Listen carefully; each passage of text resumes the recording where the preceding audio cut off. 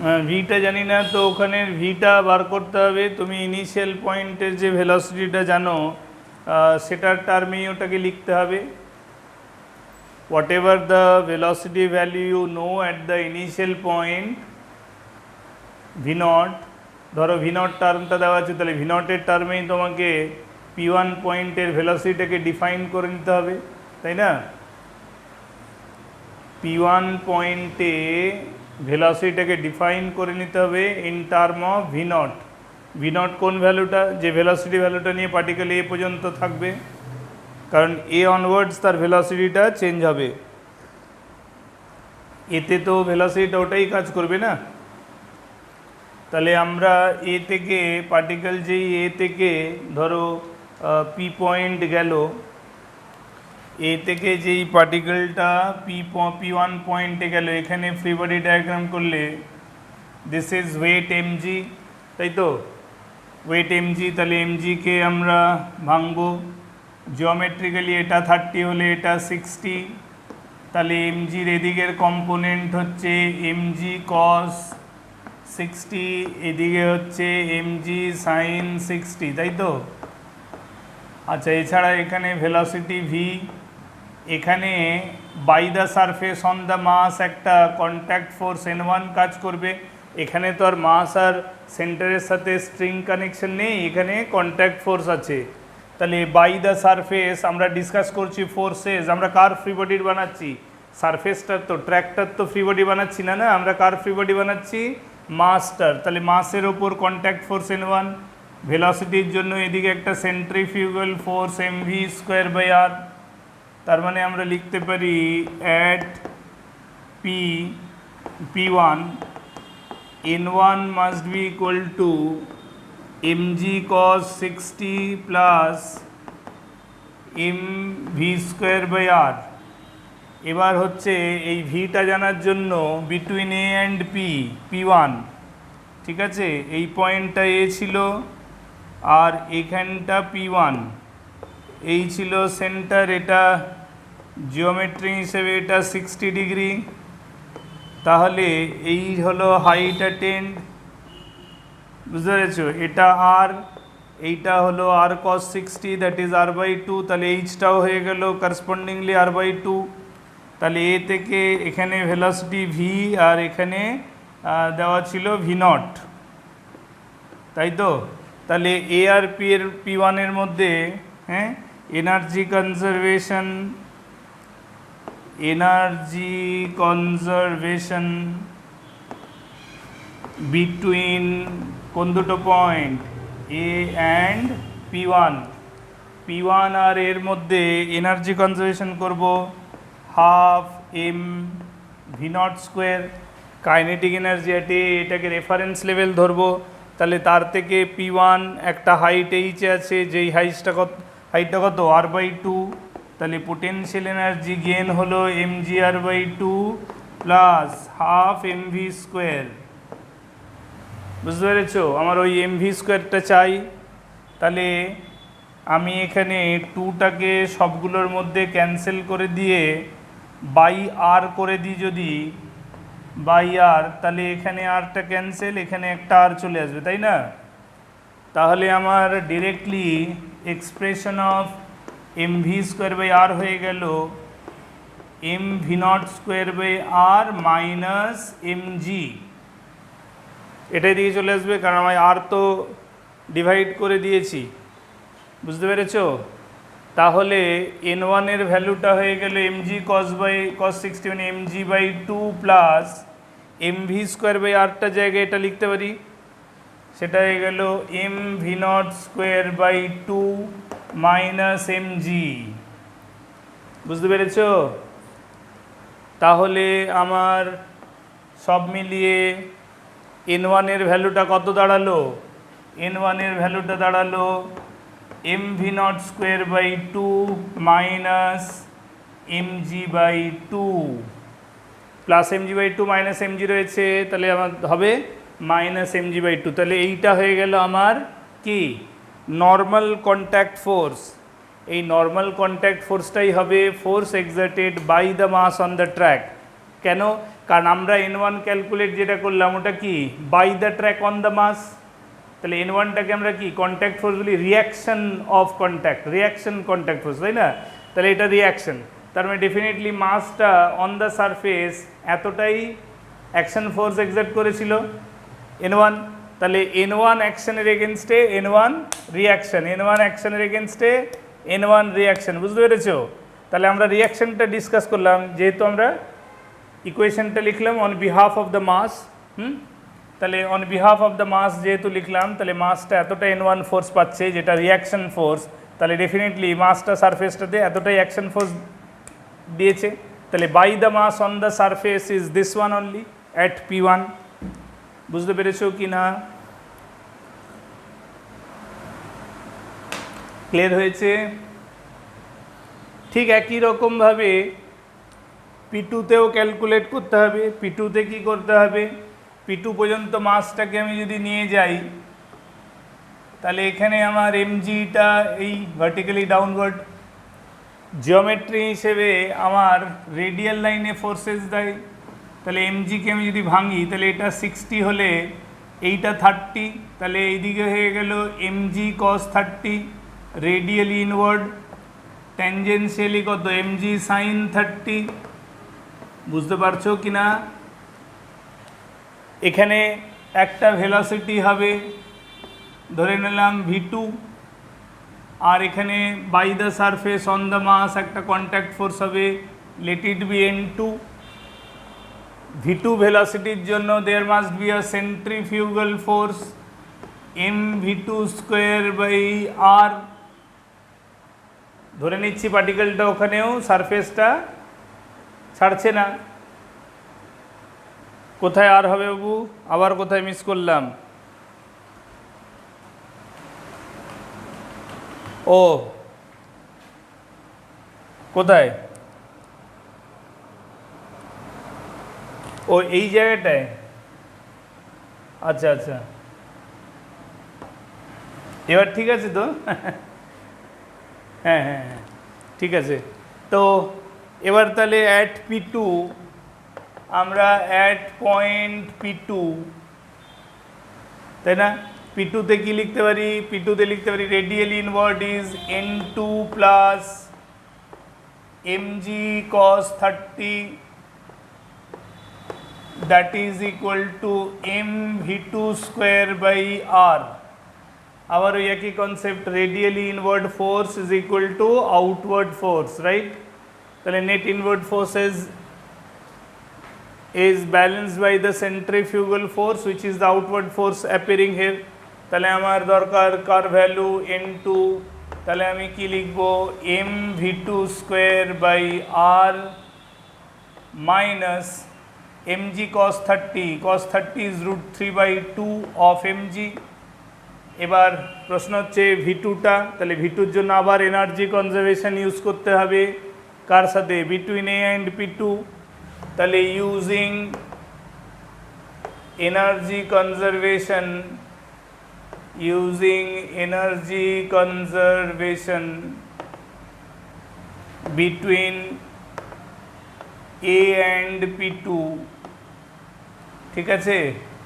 তাহলে a থেকে p2 এইটা আর এইটা 60 ডিগ্রি হলে এই ভার্টিক্যাল হাইটটা কত, এই ভার্টিক্যাল হাইটটা কত, r cos 6 sorry r sin 60, তাহলে r sin 60 মানে কত, √3/2 অফ r, তাহলে হাইট গেইন যেটা হচ্ছে সেটা হচ্ছে mg into r plus √3/2 of r, কারণ এই হাইটটা তো r sin 60 তো, তাহলে এতটা is equal to half m v0 square minus v2 square.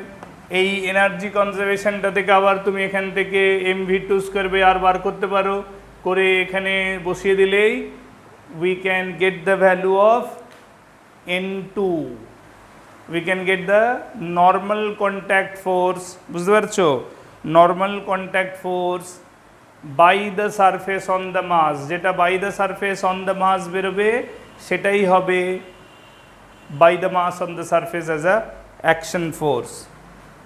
Clear হচ্ছে কি না? মজা আসছে কিনা, শিখছো কিনা, ঠিক তো? চলো ঝটপট নামাও, ঝটপট ঝটপট করো সব।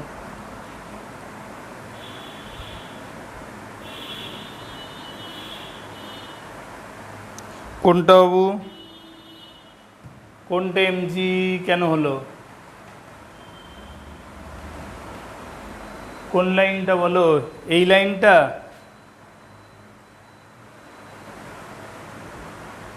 এই লাইনটার কথা বলছো কি? ভালো করে বলো কোনটার কথা বলছো।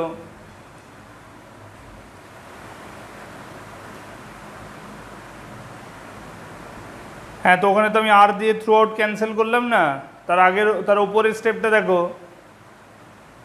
আমি আর দিয়ে ডিভাইড করলাম, তো এখানে আর ছিল, আর দিয়ে ডিভাইড করলে আমার কি আর আর কেটে যাবে, তো তাহলে আর আমার এখানে এমজি আর থাকবে কেন?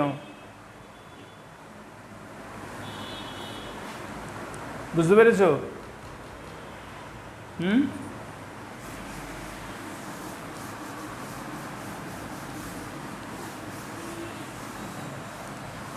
এর আগের দিনে তো ওই কনসেপ্টটা করিয়ে দিয়েছিলাম না, যে ভার্টিক্যাল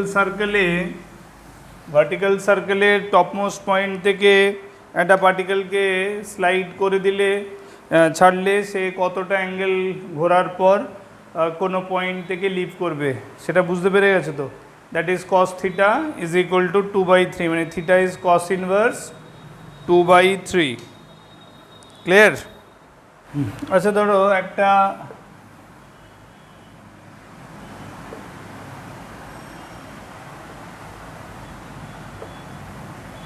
এটা একটা হেমিস্ফিয়ার, ঠিক তো? ড্রয়িংটা ঠিক হয়েছে কি না? চলবে। এটা একটা হেমিস্ফিয়ার, তাহলে এই হেমিস্ফিয়ারটা about this vertical axis rotate করছে উইথ অ্যাঙ্গুলার স্পিড ওমেগা। এই হেমিস্ফিয়ারটা অ্যাঙ্গুলার স্পিড ওমেগাতে রোটেট করছে কার অ্যাবাউটে? About the vertical axis. এবার ধরো এই সেন্টার থেকে এই রকম জায়গায় একটা পার্টিকেল রয়েছে, যার জিওমেট্রিক্যাল অ্যাঙ্গেল এটা হয়তো 60 ডিগ্রি দিয়েছে, আর R is the radius of the hemisphere. এখানে মিউ হলো coefficient of friction of the surface between the mass M and the surface of the hemisphere, mu 0.2, আর এই পার্টিকেলটার মাস ধরে নিলাম আমি 1 কেজি, 1 কেজি মাস এটার, ঠিক আছে? আমি রেডিয়াসটাও ধরো ফর কনভিনিয়েন্স 4 মিটার নিয়ে নিলাম রেডিয়াস। এবার আমার প্রশ্ন হচ্ছে, আমার যেটা প্রশ্ন সেটা হচ্ছে, what will be the minimum value of omega, what will be the minimum value of omega, so that the particle of mass 1 kg does not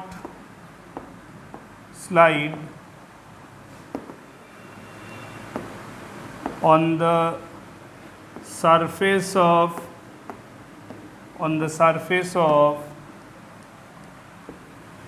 hemisphere. হেমিস্ফিয়ারের সারফেসে বলছে এই পার্টিকেলটা, হ্যাঁ 4mটা রেডিয়াস, 4 মিটার, ওটা 4 মিটার, আরটা হলো 4 মিটার, রেডিয়াস ইন্ডিকেট করছি হেমিস্ফেরিক্যাল বডিটার, ঠিক আছে? মাস দিয়ে ধরলাম 1 কেজি, মিউ 0.2, তাহলে ওমেগার মিনিমাম ভ্যালুটা কত হবে, যাতে কিনা এই গিভেন মাসটা while the hemisphere is rotating about the vertical circle about rotate করছে, তাহলে পার্টিকেলটা এটা একটা স্ল্যান্ট পজিশনে দেখতে পাচ্ছ with respect to the axis line, ও তাহলে কী করছে, সারফেসে ওপরেও যাচ্ছে না নিচেও যাচ্ছে না, হ্যাঁ, ও সারফেসের সাথে অ্যাজিভ যেন চিপকে রয়েছে, স্টিক হয়ে রয়েছে, ঠিক আছে। ও সারফেসটা যেমন যেমন ঘুরছে ও সারফেসটার সাথে সাথে ঘুরছে, কেমন, এই হচ্ছে। তাহলে এটার জন্য ওমেগা মিনিমামটা কত হতে হবে, এটার জন্য আমাদের ওমেগা মিনিমামের ভ্যালুটা কত দরকার সেইটা বার করতে হবে, কেমন, কোনটা হরিজেন্টালি না ভার্টিক্যালি।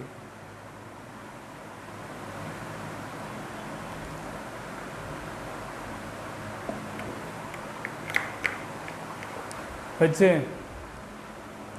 কত এলো, g5√3-1/16, বাবা এরকম আসছে ভ্যালু 5+√3 হতে পারে, আমি তো ভ্যালুগুলো সেইভাবে চেক করে দিইনি, দেখা যাক। Let's see, first of all যখনই আমরা জানি যে কোনো একটা সার্কুলার মোশন মিনিমাম স্পিডে থাকবে প্রোভাইডেড দ্য পার্টিকেল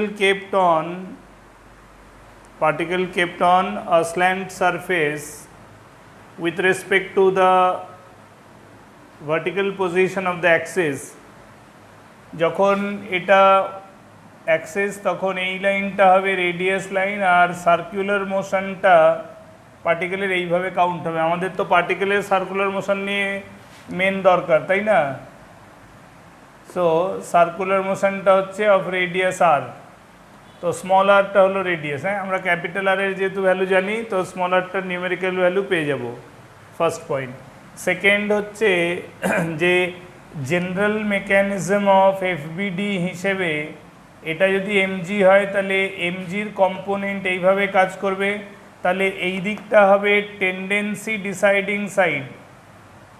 এমজির যে কম্পোনেন্টটা ট্যানজেনশিয়ালি নিচের দিকে কাজ করছে at the point of contact with this hemispherical body, that will decide the tendency when the particle will move with minimum value of omega, and to counterbalance this tendency of sliding, friction must be considered upward along the tangential line, ঠিক আছে। Friction upward হবে, contact force normal to the surface will be this one. এমজির এই component এটা 60 হলে এটা 60 count হবে, ঠিক তো, তাহলে এটা হবে mg cos 60 will be countable as radially outward. আর যেহেতু সার্কুলার মোশনটা হরিজেন্টাল তাই সেন্ট্রিফিউগাল ফোর্সটা হরিজেন্টালি অ্যাক্ট করবে FC, that is M omega square into R, বুঝতে পারছো। তাহলে আমাকে যদি দেখতে হয় যে আমি কি শিখিয়েছিলাম যে আইদার যখনই বডির মধ্যে দুয়ের থেকে বেশি ডাইরেকশনাল ফোর্সেস থাকবে, when there will be forces in more than two direction like this, এখানে মাসটা রইলে এটা হলো নর্মাল, এটা এমজি, ঠিক আছে, ফ্রিকশন ফোর্সটা এফ মিউ এন এদিকে, আর এইটা হলো আমার সেন্ট্রিফিউগাল ফোর্স। এবার ডিফারেন্ট ডিরেকশন, তাহলে তুমি কি করতে পারো কি, either you can choose one set of, এটা সেট ওয়ান হতে পারে of perpendicular line, or you can decide these are the two lines as set two, যে কোনো একটা, বুঝতে পেরেছো, যে কোনো একটা তুমি ব্যবহার করতে পারো। তো if you decide, if you want to select this one, then তোমাকে তাহলে এই ভার্টিক্যাল লাইনে আর হরিজেন্টালে ফোর্স রাখা যাবে না। In that case MG should be resolved in this direction as MG cos 60, এটাকে ব্যবহার করতে হবে। এমজির সাইন 60 এদিকে, এটার বিশেষ একটা দরকার লাগবে না, ঠিক আছে। আর কি করতে হবে, হ্যাঁ লাগবে, যদি আমরা যদি এই দুটো লাইনে করছি, এমজি সাইন 60 দরকার লাগবে। সেন্ট্রিফিউগাল ফোর্সটাকেও ভাঙতে হবে, এটা 60 হলে এটা 30, তাহলে এফসিটা ভাঙবে এদিকে অ্যাজ এফসি cos 30, আর উপরের দিকে যাবে এফসি সাইন 30, বুঝতে পেরেছো। in that case along the tangential line forces must be equal, and perpendicular to the surface of contact there also forces must be equal. তাহলে আমরা লিখতে পারি n is equal to mg cos 60 মানে mg/2 plus fc cos 30, cos 30 is √3/2, এটা একটা equation হলো। আর second equation হচ্ছে mg sin 60 that is mg √3/2, নিচের দিকে যেটা কাজ করছে আমি sin 60 ভ্যালুটা সাবস্টিটিউট করলাম, that is equal two mu 0.2 into n plus fc sin 30 fc/2। বুঝতে পেরেছো? আমাদের এফসিটাই দরকার কারণ ওমেগা ওখানেই আছে। তাহলে এবার 1 and 2কে সিম্পলিফাই করো, mg into √3/2 that is equal two 0.2 into n, nটা হয়ে যাবে আমার কত mg/2 plus √3/2 fc plus fc/2। Clear? তার মানে আমি যদি এফসিটাকে একসাথে রাখি তাহলে এফসির সাথে আসছে 1/2 প্লাস √3/10, এফসিগুলোকে একসাথে রাখলাম, এটা ইন্টু এটা করলাম, তাই না? 0.2 আর এখানে 2 আছে, তাহলে √3/10 করে দিলাম। আর এখানে এমজিটাকে একদিকে নিয়ে গেলে এমজি ইন্টু √3/2 মাইনাস এটা হচ্ছে mg/10।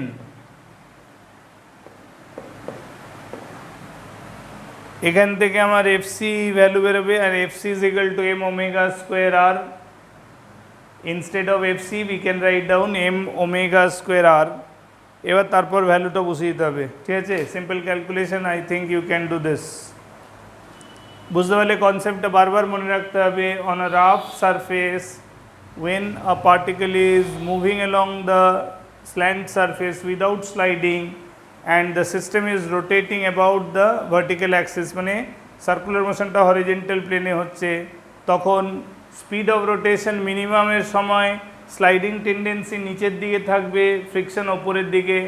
আর ওটাই যখন ওমেগা ম্যাক্সিমাম হবে তখন স্লাইডিং টেন্ডেন্সি ওপরের দিকে থাকবে, ফ্রিকশনটা নিচের দিকে। মানে কোথায় ভেতরে এমজি হবে না?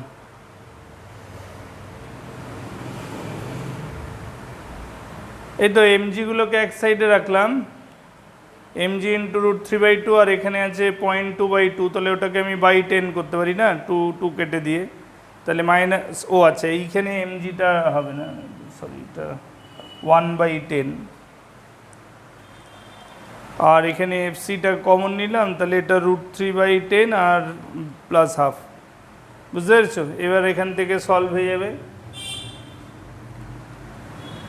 বুঝতে পেরেছো? ক্লিয়ার হয়েছে?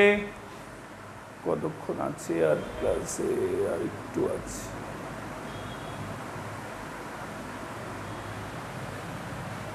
এটাই ওমেগা ম্যাক্সিমাম দিয়ে দিলে বুঝে গেলে উল্টোটা করতে হবে, তাই না?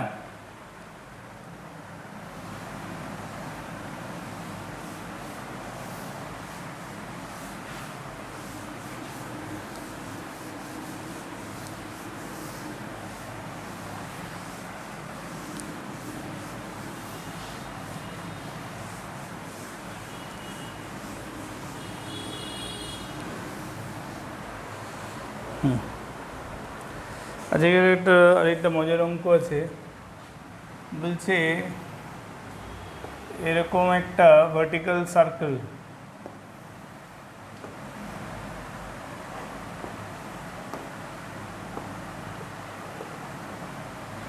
এটা একটা ভার্টিক্যাল সার্কেলের জিওমেট্রি, তাই তো?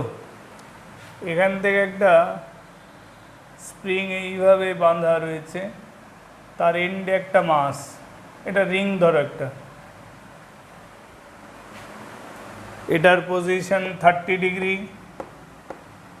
এখানে সেন্টার ও, এটা এ বি ডায়ামিটার আর এই পয়েন্টটাকে পি নাম দিচ্ছে। এটা একটা স্প্রিং অফ স্টিফনেস কে, বুঝতে পারছো? কেটার ভ্যালু দিয়েছে, the value of K is given √3 + 1 into mg/r। এটা হলো গিভেন ভ্যালু অফ কে। কেটা কি হলো? স্টিফনেস।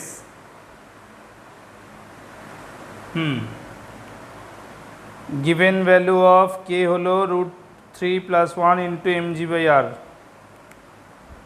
বলছে one end of the spring is fixed at a, spring এর একটা end a point A fixed, and at other end spring is attached to a ring which can slide on this vertical circular wire।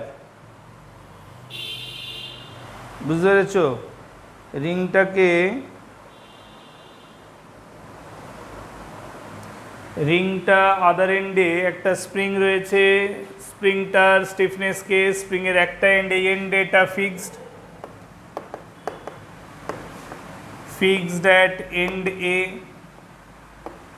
and at other end it is attached with a ring of mass m। It is attached with a ring of mass m which can slide on this vertical circular frame। এটা একটা vertical circular frame. সেই ফ্রেমটার মধ্যে wire দিয়ে একটা frame, ধরো একটা শক্ত wire, সেই ওয়্যারের ফ্রেমটায় রিংটা স্লাইড করতে পারবে। এবার বলছে if the ring is released from rest, if the ring is released at given position, is released at given position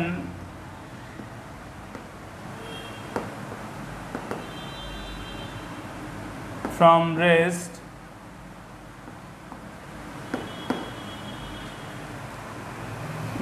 is released at given position from rest, then find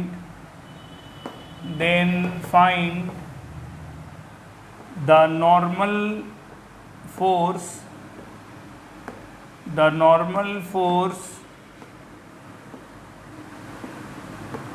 exerted by the vertical circular frame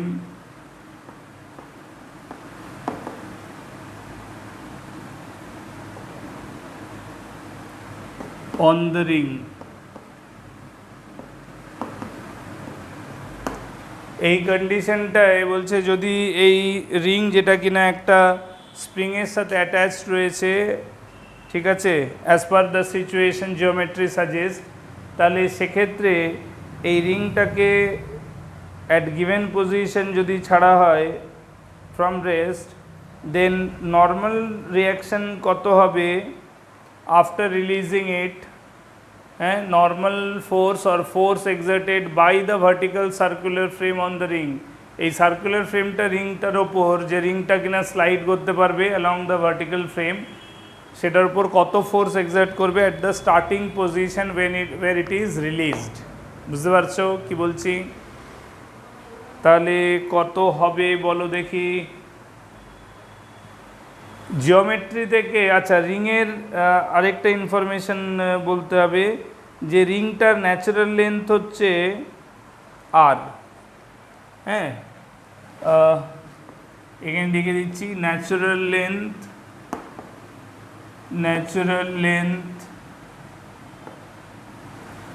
of ring is R. রিংটার natural length যদি R হয়, ঠিক আছে, রিংটার natural length যদি R হয়, তাহলে initially রিংটার যে স্প্রিংটার যে লেন্থ দেখতে পাচ্ছি, আমি কি ভুলভাল লিখছি আজকে, রিং কেন রে বাবা, এটা স্প্রিং তো লিখবো। স্প্রিংটার ন্যাচারাল লেন্থ হচ্ছে আর, স্প্রিংটার ন্যাচারাল লেন্থ যদি আর হয় তাহলে initial geometry A to P is definitely more than R. তা নিয়ে কোনো ডাউট আছে কি? কোনো ডাউট হওয়ার জায়গাই নেই, কোনো ডাউট হওয়ার প্রশ্নই ওঠে না, তাই না? তাহলে যদি ইনিশিয়াল লেন্থটা মোর দেন আর হয় তার মানে হচ্ছে যে initially spring is observed at in a state of extension, extended স্টেটে রয়েছে, তাই তো? জিওমেট্রি হিসেবে এই লেন্থটাকে আর বলা যেতে পারে, আবার এই লেন্থটাকেও আর বলা যেতে পারে। তাহলে জিওমেট্রি হিসেবে এটা 30 হলে এটাও 30। তাহলে এটার থেকে যদি তুমি পারপেন্ডিকুলার ড্রপ করো তাহলে এতটা আর এটা 30, তার মানে এই এতটা হচ্ছে আমার জিওমেট্রি ওয়াইজ কত হবে? ডেফিনেটলি আর কস 30, হ্যাঁ কি না? আমার একটা আইসোসেলিস ট্রায়াঙ্গেলের কথা ভাবো। আমরা জানি যে ভার্টেক্স থেকে বেসের ওপর পারপেন্ডিকুলার ড্রপ করলে ওটা বাইসেক্ট হয়, তো এটা থিটা হলে এটার লেন্থ হলে এতটা কত হবে? এল cos theta.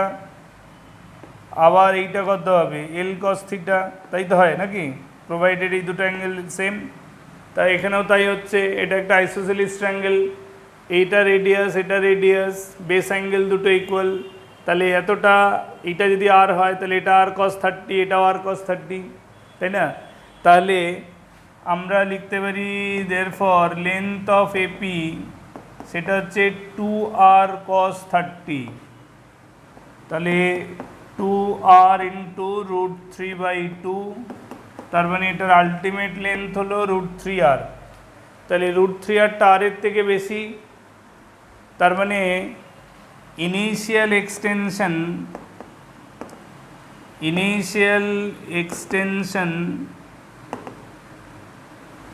Of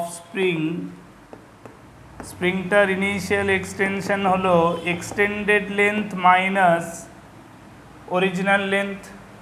এপিটা extended length, সেটার থেকে অরিজিনাল লেন্থটা সাবট্রাক্ট করলেই আমার এক্সটেন্ডেড লেন্থ পেয়ে যাব।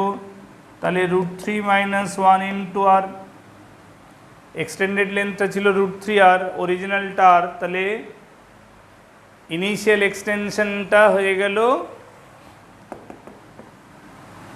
√3 - 1 ইন্টু আর। স্প্রিং যখনই তার ইনিশিয়াল এক্সটেনশনে থাকে, একটা স্প্রিংয়ের এটা যদি ন্যাচারাল লেন্থ হয়, ঠিক আছে, এতটা যদি তার ন্যাচারাল লেন্থ এল হয়, আর তারপর তুমি যদি ওটাকে এক্সটেন্ড করে দাও বাই ডিস্টেন্স এক্স, ঠিক আছে, তাহলে স্প্রিংটায় যে ফোর্সটা তৈরি হয় সেটা kx, stiffness into extension or stiffness into compression will be the spring force, মানে force developed in the spring due to its deformation in length। তাহলে এখানেও তাই হবে, তাই না? তাহলে এখানে along the length of the spring there will be a force kx, আর যে স্প্রিং ফোর্সটা তৈরি হবে সেটা always along the length of the spring. তুমি ওটাকে যদি এক্সটেন্ড করো বা কম্প্রেস করো, দুটো অবস্থাতেই স্প্রিংয়ের ফোর্সটা along the spring position act করবে। আর সেটা কোন দিকে ডাইরেক্ট করবে? যাতে কিনা ওটা ন্যাচারাল লেন্থে ফেরত আসতে পারে। তুমি যদি ওটাকে এক্সটেন্ড করছো তাহলে ভেতরের দিকে, আর ওটাই যদি তুমি স্প্রিংটাকে কম্প্রেস করে দাও বাই এক্স ডিস্টেন্স, তখন ওই স্প্রিং ফোর্সটাই বাইরের দিকে কাজ করবে kx। Objective of this spring force is two Regain it's original length. Spring ফোর্সের অবজেক্টিভটা কি? অরিজিনাল লেন্থটাকে রিগেইন করা, ঠিক আছে? তার মানে এটা এক্সটেন্ড হয়েছে, সেটা ওটা রিগেইন করার জন্য টুয়ার্ডস দ্য ফিক্সড এন্ড কাজ করছে kx। কিন্তু এই এপি লাইনটা তো রেডিয়াল লাইন নয়, সার্কেলের। তাহলে সার্কেলের রেডিয়াল লাইন হলো এটা। তাহলে আমাকে নর্মাল ফোর্স জানতে গেলে kxটাকে ভাঙতে হবে। তাহলে kx এর রিজলিউশন এই দুটো হবে, একটা normal line on a particle in circular লোকাসে থাকা একটা পার্টিকেল, ঠিক আছে, সার্কুলার পাথে মুভ করতে পারবে এরকম একটা পার্টিকেলের ওপর নর্মাল ফোর্স মানে হলো সেটা force along the radial line. তাহলে অ্যালং রেডিয়াল লাইন এটাকে ভাঙলে এটা হবে kx cos 30, ঠিক আছে। আর এই দিকটা হবে kx sin 30, এটা তো ট্যানজেনশিয়াল হলো। তাহলে ট্যানজেনশিয়ালটা হওয়ার জন্য যেই রিংটাকে আমি এখানে ছাড়বো তুরন্তটা এই অর্ডারে মুভ করতে শুরু করবে due to this tangential thrust. এই ট্যানজেনশিয়াল ফোর্সটাকে টানবে আর তার ফলে রিংটা এইভাবে যেতে থাকবে আর স্প্রিংয়ের পজিশনটা এরকম এরকম হবে, চেঞ্জ হতে থাকবে, বুঝতে পারছো? কিন্তু আমাকে সেটা জানতে চাইনি, আমাকে জানতে চাইছে ইনিশিয়াল পজিশনে নর্মাল ফোর্সটা কত হবে। তার মানে স্প্রিংয়ের এই এক্সটেন্ডেড হওয়ার জন্য on the spring, on the end of the spring that is on the ring, একটা kx cos 30 ভেতরের দিকে কাজ করবে। তার মানে স্প্রিংটা এত ফোর্স দিয়ে মাসটাকে টুয়ার্ড সেন্টার পুল করছে, বুঝতে পেরেছো? তার ফলে by the wire on the ring there will be a normal contact force this way. যেহেতু এখানে ভেলোসিটি নেই, স্টার্টিং পয়েন্টে ওটা রেস্টে ছাড়া হয়েছে, সেই জন্য ওখানে সেন্ট্রিফিউগাল ফোর্সের আর্গুমেন্ট আসবে না, বুঝতে পেরেছো? তার মানে আমরা যেটা জানতে চেয়েছিলাম যে নর্মাল ফোর্সটা কত হবে, সেই নর্মাল ফোর্সটা হবে kx cos 30। নর্মাল ফোর্সটা কত হবে? kx cos 30। এবার তুমি k এর ভ্যালুটা বসিয়ে দাও, √3 + 1 × mg/r। x এর ভ্যালুটা বসিয়ে দিতে পারো, which is further √3 - 1 × r, R cos 30 হয়ে গেল ফার্দার √3/2, বুঝতে পেরেছো? কে এর ভ্যালু বসালাম, এক্স এর ভ্যালু বসালাম আর cos 30 এর ভ্যালু বসালাম, কারণ নর্মাল ফোর্সটা উইল বি দ্য রেডিয়াল লাইনে যে স্প্রিং ফোর্সটার কম্পোনেন্ট থাকছে সেটাই। তাহলে এখানে আমার আর ক্যান্সেল হয়ে গেল, আর √3 + 1 × √3 - 1 দ্যাট ইজ কত? a² - b²। তাহলে ওটা 3 - 1 2 হয়।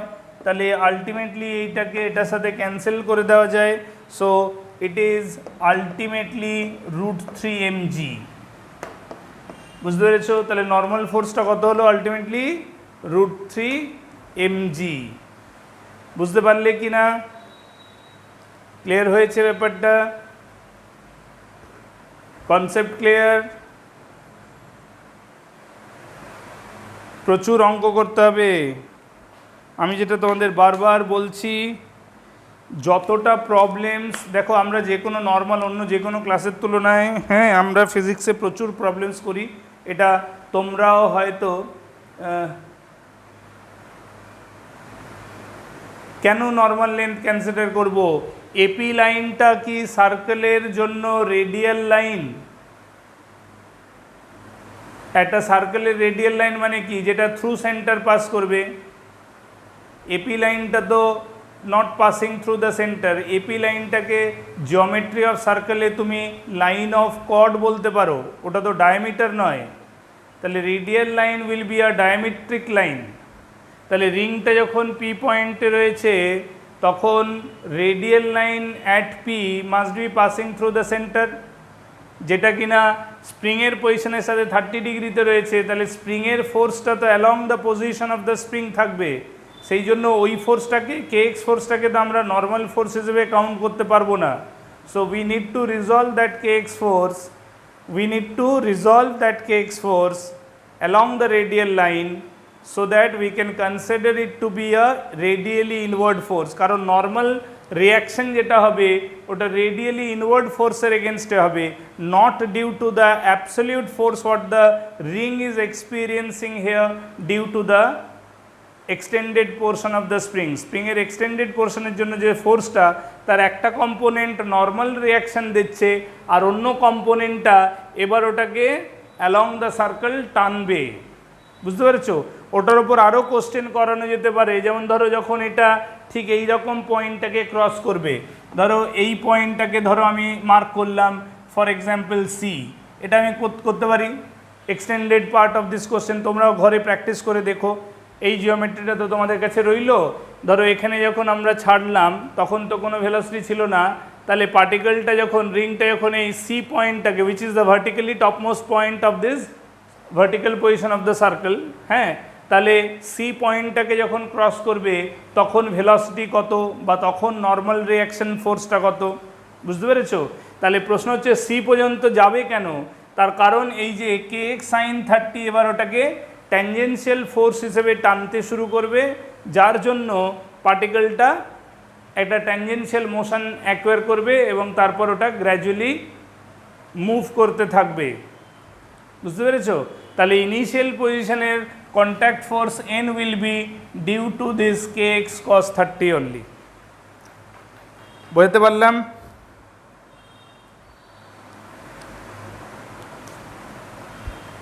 সবাই বুঝেছো ঠিক করে? মানডে আবার টেস্ট, সবাই টেস্ট দেবে, কেউ টেস্ট মিস করবে না ফার্স্ট অফ অল, ঠিক আছে? মানডে 9টা থেকে টেস্ট, কেউ টেস্ট মিস করবে না। আর কন্টিনিউয়াসলি বলছি প্রচুর প্র্যাকটিস করতে হবে, তবে গিয়ে হ্যাঁ না আমার টেস্টে ভালো কিছু করা যাবে, ঠিক আছে? তো expecting you all will be trying your best for performing continuously as per the requirement. Okay, bye.